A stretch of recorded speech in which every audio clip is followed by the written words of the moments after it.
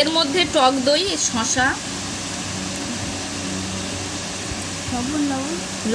দিয়ে ভালো করে মিক্স করা হচ্ছে।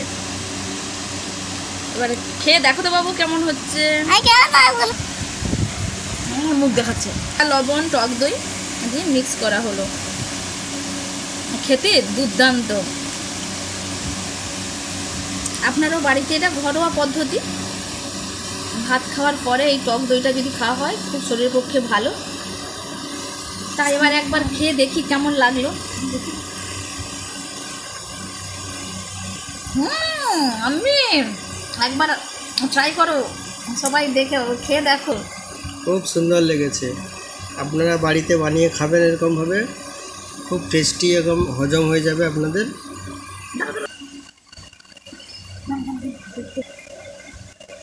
খেতে যেমন আমি, দেখতেও খুব সুন্দর। তোমরা একবার খেয়ে অবশ্যই টেস্ট করবে, দেখবে খুব ভালো লাগবে। হ্যাঁ রে।